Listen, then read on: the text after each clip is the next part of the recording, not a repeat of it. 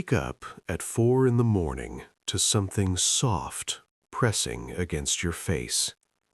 Not a hand, not a pillow shifting. Something placed deliberately with intention.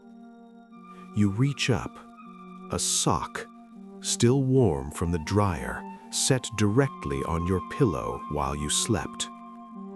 Your cat is sitting 12 inches from your head, watching you find it. This isn't cute. This isn't random. What you just received is a survival intervention, and the instinct behind it is older than recorded language. Here is what is actually happening in your home while you sleep. The domestic cat has been in proximity to humans for roughly 10,000 years, but domestic is a generous word. What we have is not a tamed animal. What we have is an apex ambush predator that made a calculated decision to tolerate us. And that decision came with obligations. Obligations your cat is now enforcing on you. To understand why, you need to understand what your cat actually thinks you are. You do not hunt. You do not bring food back from the dark. You sleep through the hours when every biological signal in your cat's nervous system is screaming that prey is moving. You wake up disoriented.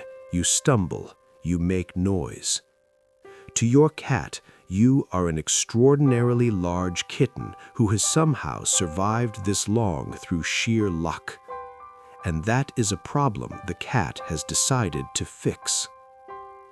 In feral colonies, the mother cat does not simply feed her young, she teaches. She brings back partially subdued prey, still moving, still reactive, so that the kittens can practice the kill sequence. The lesson is not just mechanical, it is psychological. It is, this is what survival looks like. Watch me, learn. Your cat has assessed you. You have failed the evaluation. The gifts have begun. Now consider the timing, because the timing is not accidental. The domestic cat's predatory drive peaks during what researchers call crepuscular windows, the hours surrounding dusk and pre-dawn, when ambient light is low enough to favor a predator with a tapetum lucidum, but bright enough to move efficiently. This is not a preference. This is a biological pressure system building through your REM cycles, reaching maximum intensity precisely when your own threat detection is at its lowest. Your cat is not waking you because it is bored. Your cat is waking you because, from an evolutionary standpoint, a colony member who is unconscious during peak feeding hours is a liability. The gift is both a report and a demand. The hunt was successful. You did not contribute. This is yours. Wake up. The call that accompanies it is worth examining separately. You have probably heard it, a low, resonant vocalization, muffled, almost choked sounding, that your cat produces only in one specific context. Not a standard meow, not a chirp, something older. Something that lands differently in the auditory cortex, that produces a mild constriction in the chest before you have fully processed what you are hearing. Researchers have documented this as a distinct vocalization used exclusively during prey transport. It does not occur during play. It does not occur during social interaction.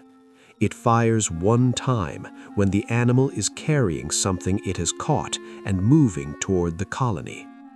It is functionally an alarm wrapped in a summoning.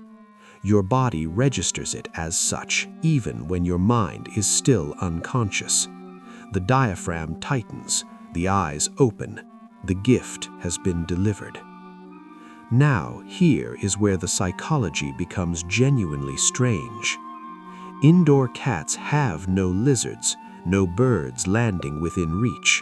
The ambush predator lives inside a temperature-controlled structure with no viable prey, and yet the drive does not dissolve.